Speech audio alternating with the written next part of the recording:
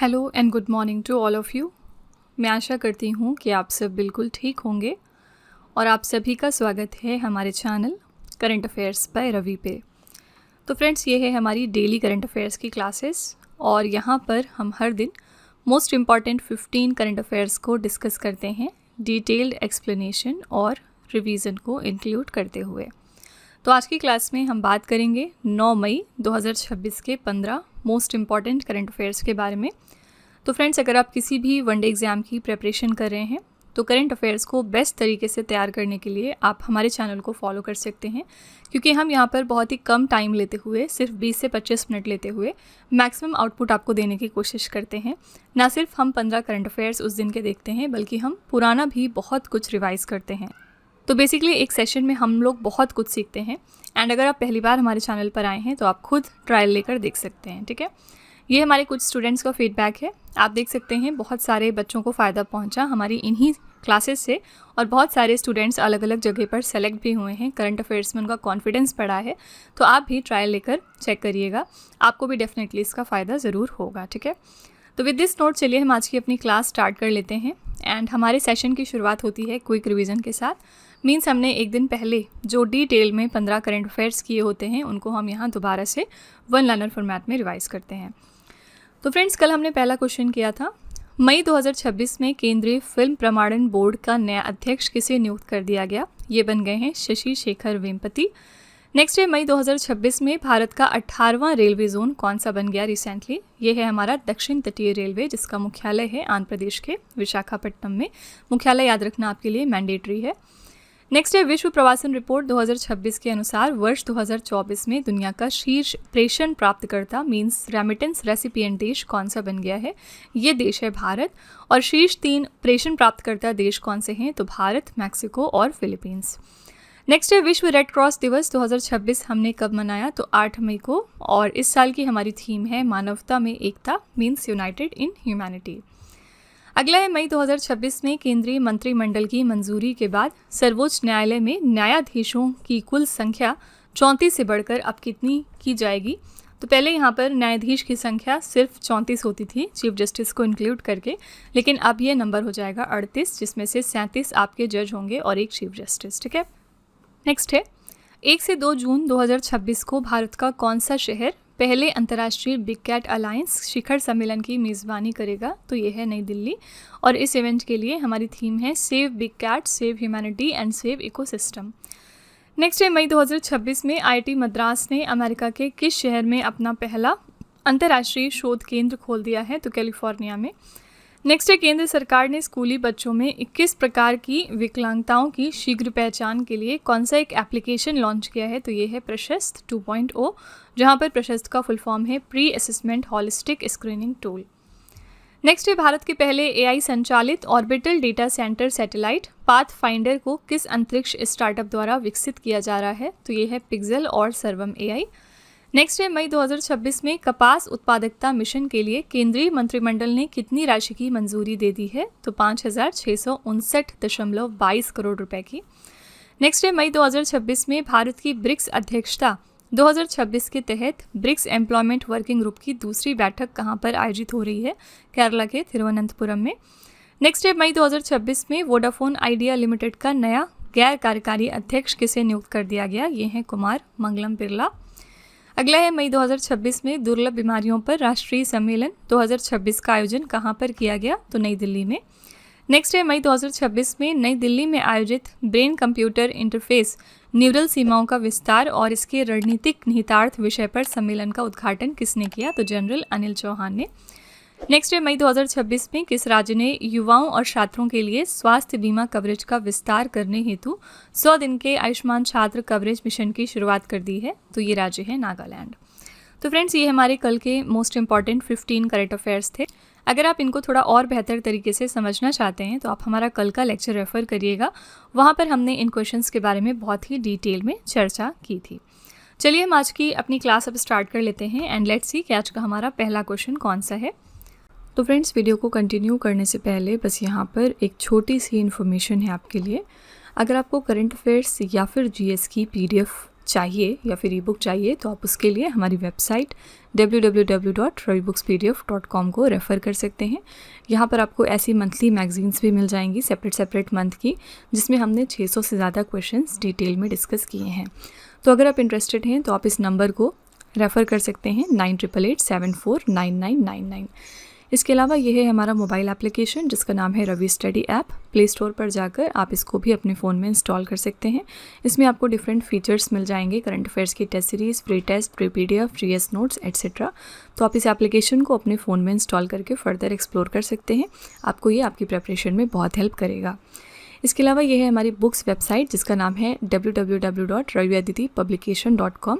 यहाँ पर आपको डिफरेंट बुक्स मिल जाएंगी, जैसे कि 25,000+ GK GS की बुक हो गई, कंप्यूटर GK, सामान्य विज्ञान, NCERT के नोट्स डिफरेंट सब्जेक्ट्स में। तो अगर आप इंटरेस्टेड हैं तो आप इस नंबर को रेफ़र कर सकते हैं। चलिए फिर वीडियो को कंटिन्यू कर लेते हैं। पहला क्वेश्चन है, भारत का पहला स्पेस टेक यूनिकॉर्न कौन सा बना? इंडिया का फर्स्ट स्पेस टेक यूनिकॉर्न बन गया है स्काईरूट एरोस्पेस। सी ऑप्शन यहाँ पर आपका करेक्ट हो जाएगा। हैदराबाद स्थित स्काईरूट एरोस्पेस भारत की पहली स्पेस टेक यूनिकॉर्न कंपनी बन चुकी है। स्काईरूट एरोस्पेस ने मई 2026 को करीब $60 मिलियन मीन्स लगभग 570 करोड़ रुपए की नई फंडिंग जुटाई है, जिससे इसका कुल मूल्यांकन हो गया है $1.1 बिलियन। तो व्यवसाय में यूनिकॉर्न एक निजी तौर पर स्वामित्व वाली स्टार्टअप कंपनी होती है, मीन्स एक प्राइवेट स्टार्टअप कंपनी होती है जिसकी वैल्यूएशन $1 बिलियन से अधिक होती है। ठीक है, तो ऐसी कंपनीज को हम यूनिकॉर्न कंपनी कहते हैं। स्काईरूट एरोस्पेस हाल ही में इंडिया की फर्स्ट स्पेस टेक यूनिकॉर्न बन चुकी है। ओके, पिछले दिनों स्काईरूट एरोस्पेस विक्रम 1 की वजह से बहुत ज़्यादा न्यूज़ में था। विक्रम 1 क्या है? ये हमारा इंडिया का पहला प्राइवेटली डेवलप्ड ऑर्बिटल रॉकेट है। ठीक है, तो याद रखिएगा इंडिया का जो पहला प्राइवेटली डेवलप्ड ऑर्बिटल रॉकेट है, इसका नाम क्या है? इसका नाम है विक्रम 1। ठीक है, और बहुत जल्द स्काईरूट एरोस्पेस इसको लॉन्च करने वाला है, लगभग जून 2026 तक। ओके, चलिए हम देख लेते हैं 2026 में जो चीज़ें भारत में पहली बार हुई। मैंने आपको बहुत बार बताया है कि नेशनल और इंटरनेशनल लेवल पर कोई भी चीज़ पहली बार होगी तो वो आपके पेपर के लिए इंपॉर्टेंट हो जाती है। पहला है, भारत का पहला पूर्णतः पेपरलेस न्यायपालिका वाला राज्य कौन सा बन गया? ये राज्य है सिक्किम। भारत का कौन सा रेलवे डिपो देश का पहला जल तटस्थ डिपो बना है? तो ये है अहमदाबाद का कांकड़िया डिपो। नेक्स्ट है, भारत की पहली उन्नत 3D सेमीकंडक्टर पैकेजिंग इकाई का शिलान्यास कहाँ पर किया गया? तो ओडिशा के भुवनेश्वर में। नेक्स्ट है, भारत की पहली क्वांटम वैली परियोजना की आधारशिला कहाँ पर रख दी गई है? तो आंध्र प्रदेश के इकलौती कैपिटल अमरावती में। नेक्स्ट है, बुजुर्गों के लिए समर्पित बजट की घोषणा करने वाला भारत का पहला राज्य कौन सा बन गया? तो ये है केरला। उन्नत एंटी ड्रोन सुरक्षा प्रणाली की तैनाती करने वाला भारत का पहला बंदरगाह कौन सा बना? ये है VO चिदम्बरनार पोर्ट, जो कि तमिलनाडु में है। अगला है, रोलिंग बजट अपनाने वाला भारत का पहला राज्य कौन सा बनेगा? ये राज्य है मध्य प्रदेश। नेक्स्ट है, भारत में ट्रेन में ATM स्थापित करने वाला पहला बैंक कौन सा बना है? तो बैंक ऑफ महाराष्ट्र। इन्होंने पंचवटी एक्सप्रेस में अपना पहला ATM इंस्टॉल किया है। ठीक है, नेक्स्ट क्वेश्चन है, राष्ट्रीय अपराध रिकॉर्ड ब्यूरो द्वारा जारी क्राइम इन इंडिया 2024 के अनुसार किस शहर में आत्महत्या की दर सबसे अधिक दर्ज की गई है? Crime in India 2024 report release हो गई है NCRB की तरफ से। इसमें इन्होंने बताया कि सबसे ज़्यादा सुसाइड रेट देखने को मिला है बेंगलुरु सिटी में। बी ऑप्शन करेक्ट है। साल 2024 में देश भर में 1,70,746 लोगों ने आत्महत्या की। देख सकते हैं आप कितना ज़्यादा नंबर है ये। इनमें सबसे ज़्यादा संख्या खेती किसानी से जुड़े लोगों, बेरोजगार युवाओं और दिहाड़ी मजदूरों करने वालों की रही है। इस रिपोर्ट के अनुसार भारत में कुल दर्ज संज्ञेय अपराधों में वर्ष 2023 की तुलना में 6% की गिरावट देखी गई। जहां पारंपरिक अपराधों में कमी आई, वहीं साइबर अपराध के मामलों में 17.9% की भारी वृद्धि देखी गई है। दिल्ली लगातार चौथे साल महिलाओं और बच्चों के खिलाफ अपराधों में टॉप पर रहा। ठीक है, तो याद रखिएगा सबसे ज़्यादा हमने सुसाइड केस कहाँ से दर्ज किए हैं? तो बी ऑप्शन बेंगलुरु से। तो जैसा कि हम देख रहे हैं कि सुसाइड के केसेस किस तरह से तेज़ी के साथ बढ़ते जा रहे हैं, और इसी चीज़ को देखते हुए पिछले साल एम्स दिल्ली ने अपना एक AI बेस्ड एप्लीकेशन लॉन्च किया था जिसका नाम इन्होंने रखा नेवर अलोन। ठीक है, तो नेवर अलोन नाम का AI बेस्ड एप्लीकेशन किसका है? एम्स दिल्ली का। क्यों इन्होंने लॉन्च किया था? ताकि इनके यहाँ पर जो स्टूडेंट्स हैं उनमें जो सुसाइड के केसेस बढ़ते जा रहे हैं उस चीज़ को रोका जा सके। ठीक है, नेक्स्ट है मई 2026 में संयुक्त कमांडरों के सम्मेलन का दूसरा संस्करण कहाँ पर आयोजित हुआ। ये सेकेंड एडिशन था ज्वाइंट कमांडर्स कॉन्फ्रेंस का, जो मई 2026 में हुआ। कहाँ पर? राजस्थान की सिटी जयपुर में। बी ऑप्शन करेक्ट है। इस सम्मेलन की अध्यक्षता रक्षा मंत्री राजनाथ सिंह और हमारे chief of defence staff general Anil Chauhan ने की है। ये संस्करण विशेष रूप से ऑपरेशन सिंदूर की पहली वर्षगांठ के अवसर पर आयोजित किया गया था और इस इवेंट के लिए हमारा विषय था नए क्षेत्र में सैन्य क्षमता, means military capability in new domains.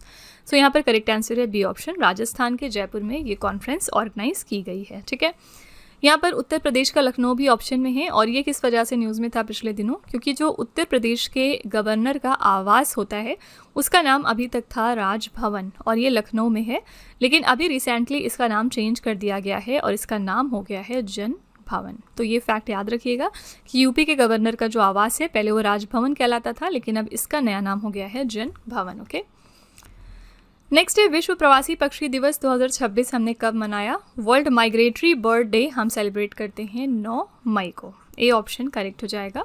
तो बेसिकली इसका कोई भी पर्टिकुलर डे नहीं होता, बल्कि जब भी कभी मई में दूसरा शनिवार आएगा तब आप सेलिब्रेट करेंगे विश्व प्रवासी पक्षी दिवस। इस साल ये दिन 9 मई को पड़ा है। ठीक है, ये दिवस वर्ष में 2 बार मनाया जाता है, ये आपके लिए इंपॉर्टेंट है याद रखना, मई और अक्टूबर के दूसरे शनिवार को। ये क्वेश्चन एग्जाम में एक बार पूछा गया है। ठीक है, और इस साल की हमारी थीम है हर पक्षी मायने रखता है, आपके अवलोकन महत्वपूर्ण है, means every bird counts, your observation matter. Okay, तो यहाँ पर याद रखिएगा वर्ल्ड माइग्रेटरी बर्ड डे इस साल हमने 9 मई को मनाया, लेकिन हर साल इसी दिन पड़े ऐसा ज़रूरी नहीं है।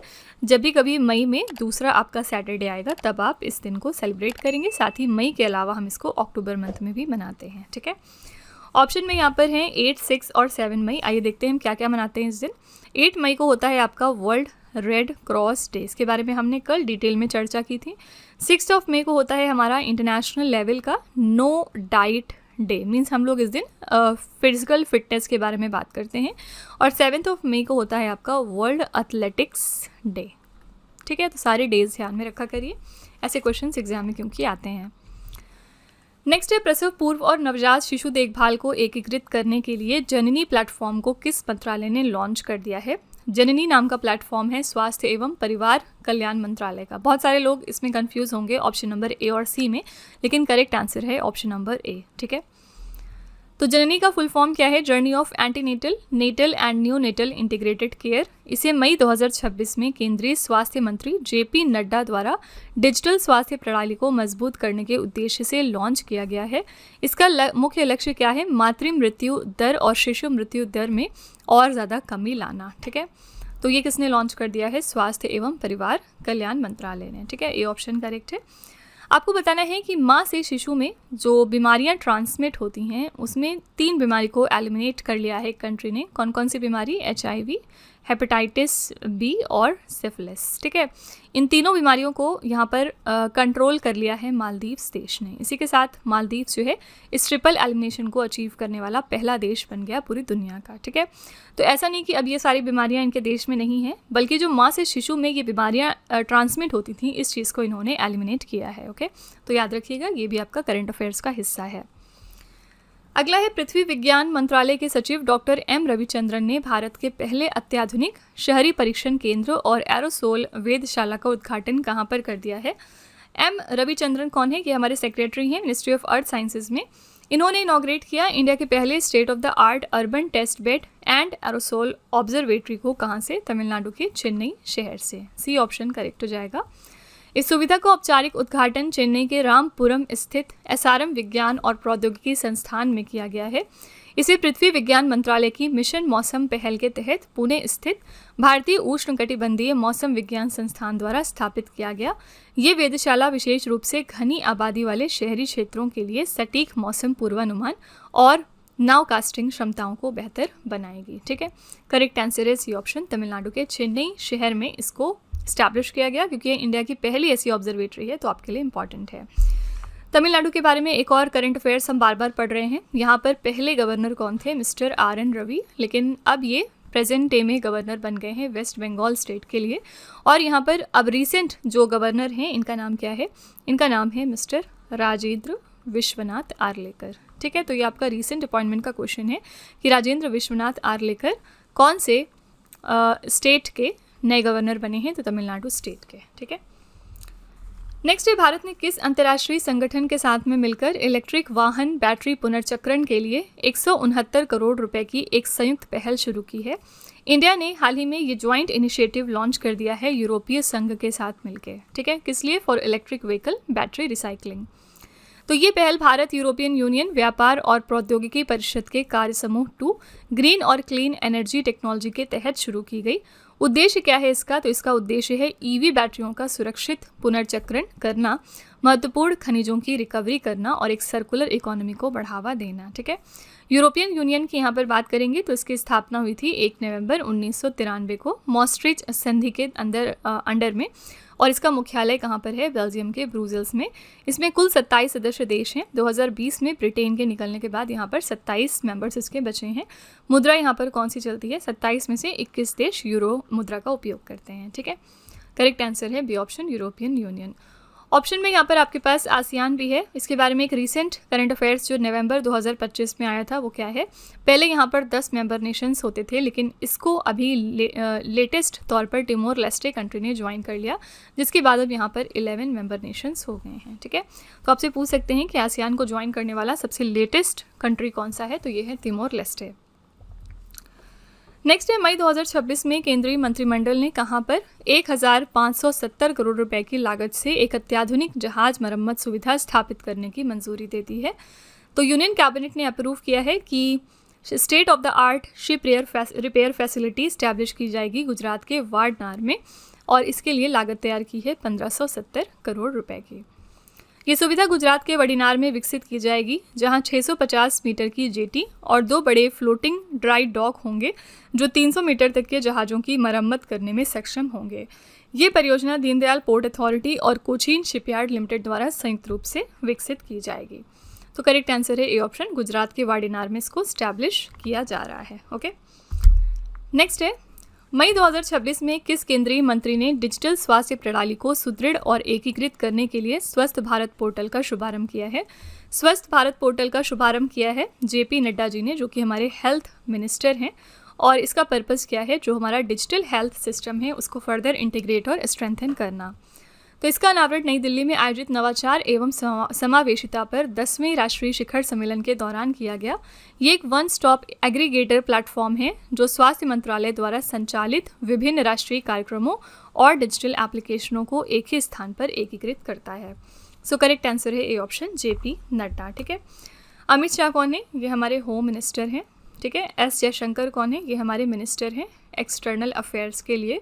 मनसुख मांडविया के पास 2 पोर्टफोलियो है। पहली बात तो ये कि ये मिनिस्टर हैं हमारे लेबर एंड एम्प्लॉयमेंट के लिए, एंड दूसरी इंपॉर्टेंट बात ये कि ये हमारे मिनिस्टर हैं यूथ अफेयर्स एंड स्पोर्ट्स के लिए, ठीक है। तो जितने भी इंपॉर्टेंट मिनिस्टर्स हैं उनके पोर्टफोलियोज याद रखा करिए। अगला है, मई 2026 में इटली के वेनिस में आयोजित 61वें अंतर्राष्ट्रीय कला प्रदर्शनी ला बिएनाले डी वेनेजिया में भारत के राष्ट्रीय पवेलियन का उद्घाटन किसने किया है? ये 61st इंटरनेशनल आर्ट एग्जीबिशन था जो इटली में हुआ, और यहाँ पर इंडिया का रिप्रेजेंटेशन किया है गजेंद्र सिंह शेखावत ने। डी ऑप्शन करेक्ट है। गजेंद्र सिंह शेखावत वर्तमान में केंद्रीय संस्कृति और पर्यटन मंत्री हैं, और भारतीय पवेलियन का विषय था दूरी का भूगोल, घर की यादें, means geographies of distance remembering the home, okay. तो यहाँ पर इंडिया को रिप्रेजेंट किया है गजेंद्र सिंह शेखावत जी ने। कमेंट सेक्शन में बताइएगा कि गजेंद्र सिंह शेखावत के पास कौन सा पोर्टफोलियो है, ये किस चीज़ के मिनिस्टर हैं। आपको इसका आंसर कमेंट में लिखना है, ये आपके लिए होमवर्क है। अगला है, मई 2026 में वियतनाम के राष्ट्रपति तो लाम की भारत यात्रा के दौरान प्रधानमंत्री मोदी ने उन्हें क्या उपहार भेंट में दिए हैं? ये आपका रिसेंट अपॉइंटमेंट का भी क्वेश्चन है, क्योंकि हाल ही में वियतनाम कंट्री में नए प्रेसिडेंट अपॉइंट हो गए हैं। इनका नाम है तो लाम, ठीक है। और हाल ही में इंडिया आए थे ये विजिट करने, जहां पर प्राइम मिनिस्टर मोदी जी ने इनको 3 चीज़ें गिफ्ट की हैं। पहला है विशेष कमल नमो 108, दूसरा है बोधि वृक्ष पीतल मुरादाबाद का, नेक्स्ट है रेशमी वस्त्र वाराणसी से। तो यहाँ पर डी ऑप्शन आपका करेक्ट हो जाएगा। तो यहाँ पर ये तीनों चीज़ें गिफ्ट करी हैं प्राइम मिनिस्टर मोदी जी ने वियतनाम के प्रेसिडेंट को, ठीक है। तो वियतनाम के राष्ट्रपति तो लाम ने 5 से 7 मई 2026 को भारत की अपनी पहली महत्वपूर्ण राजकीय यात्रा की, जिसका उद्देश्य दोनों देशों के बीच व्यापक रणनीतिक साझेदारी को 10वें वर्ष में और मजबूत करना था। और यहाँ पर जो विशेष उपहार इन्होंने गिफ्ट किए हैं उसमें से पहला है नमो 108 कमल, लखनऊ स्थित राष्ट्रीय वनस्पति अनुसंधान संस्थान द्वारा विकसित ये कमल की एक अनूठी किस्म है। दूसरा है बोधि वृक्ष, मुरादाबाद के कारीगरों द्वारा हस्तनिर्मित ये पीतल की एक सुंदर प्रतिमा है। और तीसरा है बनारसी रेशम, वाराणसी से प्राप्त उत्कृष्ट रेशमी कपड़ा है। तो ये 3 चीज़ें गिफ्ट करी गई हैं वियतनाम के प्रेसिडेंट तोलाम को। ठीक है, डी ऑप्शन आपका यहाँ पर बिल्कुल करेक्ट हो जाएगा।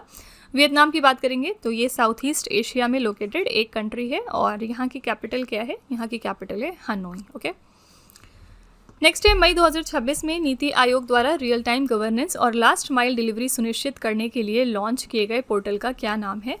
तो नीति आयोग ने एक पोर्टल लॉन्च किया जिससे कि रियल टाइम गवर्नेंस एंश्योर हो सके और लास्ट माइल डिलीवरी हमारी अकम्प्लिश हो, और इस पोर्टल का नाम रखा है CPO पोर्टल। सी ऑप्शन आपका करेक्ट है।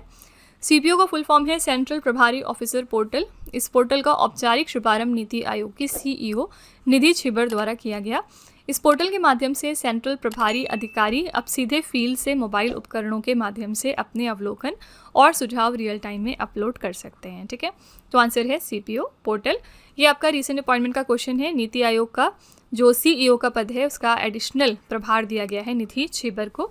इसके अलावा नीति आयोग में हाल ही में एक नए वाइस चेयरपर्सन भी अपॉइंट हुए हैं और इनका नाम ध्यान में रखना है आपको। इनका नाम है अशोक कुमार लाहिरी। ठीक है, ये भी आपका अप्रैल 2026 का करंट अफेयर्स है। अगला है रक्षा मंत्रालय ने भारतीय सेना के मोबाइल इलेक्ट्रॉनिक वॉरफेयर सिस्टम की खरीद के लिए किसके साथ 1476 करोड़ रुपए के अनुबंध पर हस्ताक्षर कर लिए हैं? आंसर यहाँ पर हो जाएगा भारत इलेक्ट्रॉनिक्स लिमिटेड। तो इसमें सेना के लिए 5 ग्राउंड बेस्ड मोबाइल इलेक्ट्रॉनिक प्रणालियों की आपूर्ति शामिल है जो इलेक्ट्रॉनिक युद्ध और संचार नेटवर्क निगरानी क्षमता को बढ़ाएंगी। इस प्रणाली को खरीदें भारतीय IDDM श्रेणी के तहत अधिग्रहित किया जा रहा है, जिसमें कम से कम 72% स्वदेशी सामग्री शामिल है। तो याद रखिएगा, हमारी डिफेंस मिनिस्ट्री ने ये कॉन्ट्रैक्ट साइन किया है भारत इलेक्ट्रॉनिक्स लिमिटेड के साथ, जिसके बाद ये mobile electronic warfare system purchase करेंगे इंडियन आर्मी के लिए। भारत इलेक्ट्रॉनिक्स लिमिटेड हमारी किस तरह की कंपनी है? याद रखिएगा, ये हमारी एक नवरत्न कंपनी है। ठीक है, अगला है 2026 के कॉमनवेल्थ टेबल टेनिस चैंपियनशिप का आयोजन किस शहर में किया जाएगा? ये 2026 का कॉमनवेल्थ टेबल टेनिस चैंपियनशिप है जो कि ऑर्गेनाइज होगा नई दिल्ली में। ए ऑप्शन करेक्ट है। दिल्ली में 27 जुलाई से 2 अगस्त तक 22वीं राष्ट्रमंडल टेबल टेनिस चैंपियनशिप का आयोजन किया जाएगा। ये चैंपियनशिप दिल्ली के त्यागराज स्टेडियम में आयोजित होगी। ठीक है, करेक्ट आंसर है ए ऑप्शन, नई दिल्ली। लास्ट क्वेश्चन है, मई 2026 में भारत और जापान के बीच स्वास्थ्य सेवा पर तीसरी संयुक्त समिति की बैठक कहां पर आयोजित हुई है? ये 3rd ज्वाइंट कमेटी मीटिंग थी on health care between India and Japan, and ये कहां पर ऑर्गेनाइज की गई? नई दिल्ली के भारत मंडपम में। डी ऑप्शन करेक्ट है। बैठक की सह अध्यक्षता भारत के स्वास्थ्य मंत्री JP नड्डा और जापान की स्वास्थ्य नीति प्रभारी मंत्री किमी ओनोडा ने की है। इस बैठक का मुख्य उद्देश्य क्या है? स्वास्थ्य सेवाओं तक पहुंच बढ़ाना, नवाचार को बढ़ावा देना और स्वास्थ्य देखभाल नीतियों में सहयोग को मजबूत करना। ठीक है, करेक्ट आंसर है डी ऑप्शन, नई दिल्ली के भारत मंडपम में ये इवेंट हुआ। और जापान की पहली वुमेन प्राइम मिनिस्टर कौन बनी थी? ये थी साने तकाइची। ठीक है, और अभी भी ये यहाँ की प्राइम मिनिस्टर है। याद रखिएगा, ये फर्स्ट वुमेन प्राइम मिनिस्टर है जापान कंट्री की। ओके, तो फ्रेंड्स ये थे आज के हमारे most important 15 current affairs. I really hope कि आपने सेशन को पसंद किया होगा, काफ़ी कुछ आप नया ज़रूर सीख के जा रहे होंगे। चलिए फिर आपके टेस्ट पर चलते हैं। लास्ट में हम आपके लिए 3 क्वेश्चन का एक छोटा सा टेस्ट रखते हैं जो इसी वीडियो में से होता है, आपको एनालाइज करने के लिए, ये देखने के लिए कि आपने कितना पढ़ा, कितना समझा। पहला क्वेश्चन है आपके लिए, राष्ट्रीय अपराध रिकॉर्ड ब्यूरो द्वारा जारी क्राइम इन इंडिया 2024 के अनुसार किस शहर में आत्महत्या की दर सबसे अधिक दर्ज की गई है? दूसरा क्वेश्चन है, विश्व प्रवासी पक्षी दिवस 2026 हमने कब मनाया? और तीसरा प्रश्न है, 2026 के कॉमनवेल्थ टेबल टेनिस चैंपियनशिप का आयोजन किस शहर में किया जाएगा? तो फ्रेंड्स ये 3 क्वेश्चंस आपके लिए हैं एज अ होमवर्क और इनका जवाब आपको कमेंट सेक्शन में जाके लिखना है। इसी के साथ हमारी क्लास यहाँ पर एंड होती है। आप अपना फीडबैक कमेंट में ज़रूर लिखिएगा कि आपको क्लास कैसी लगी। इन केस अगर आपको लगता है कि ये क्वेश्चंस आपको हेल्प कर रहे हैं कहीं ना कहीं आपके मॉक टेस्ट या पेपर्स में, तो प्लीज़ एक छोटा सा रिव्यू हमारे कॉमेंट सेक्शन में डाल दीजिएगा, जिससे कि जो हमारे दूसरे व्यूअर्स आते हैं चैनल पर वो भी हमारे ऊपर ट्रस्ट कर सकें। ओके, तो फ्रेंड्स इसी तरह के बेस्ट क्वालिटी कंटेंट और अच्छी प्रेपरेशन के लिए आप हमारे चैनल के साथ जुड़े रहिए। मिलते हैं नेक्स्ट क्लास में। Till then stay tuned. Thank you so much for watching. Also don't forget to like, share and subscribe our channel. तो फ्रेंड्स, वीडियो को एंड करने से पहले बस यहाँ पर एक छोटी सी इन्फॉर्मेशन है आपके लिए। अगर आपको हमारी जीएस या फिर करंट अफेयर्स की ई बुक चाहिए तो आप उसके लिए हमारी वेबसाइट www.ravibooks.pdf.com को रेफ़र कर सकते हैं। यहाँ पर आपको ऐसी मंथली मैगजीन्स भी मिल जाएंगी सेपरेट मंथ की, जिसमें हमने 600 से ज़्यादा क्वेश्चंस बहुत ही डिटेल में डिस्कस किए हैं। आप देख सकते हैं कि हर क्वेश्चन को हमने किस तरह वेल एक्सप्लेन किया है, highlights, important point, static GK और पिक्चर्स का यूज़ करते हुए, ताकि आपको प्रॉपर अंडरस्टैंडिंग हो सके। तो अगर आप इंटरेस्टेड हैं तो आप इस नंबर को रेफ़र करिएगा 9888749999, ठीक है। ये हमारी बुक्स की वेबसाइट है जिसका नाम है www.raviaditipublication.com। यहाँ पर आपको डिफरेंट बुक्स मिल जाएंगी, जैसे कि 25,000 प्लस जीके जीएस की ये वाली 1 लाइनर बुक है। इसके अलावा कंप्यूटर जीके, सामान्य विज्ञान, एनसीईआरटी के नोट्स डिफरेंट सब्जेक्ट्स में। तो इसके लिए भी आप इसी नंबर को रेफ़र कर सकते हैं अगर आप इंटरेस्टेड हैं तो। साथ ही ये है हमारा mobile application Ravi study app. Play store पर जाकर आप इसको अपने फ़ोन में यहाँ से इंस्टॉल कर सकते हैं। इसमें आपको डिफरेंट कैटेगरीज मिलेंगी और बहुत सारे फीचर्स मिलेंगे जिनकी हेल्प से आप अपनी प्रिपरेशन को बेहतर कर सकते हैं। इसमें एक कैटेगरी यहाँ पर आपको मिलती है करंट अफेयर्स पेड वीडियो की।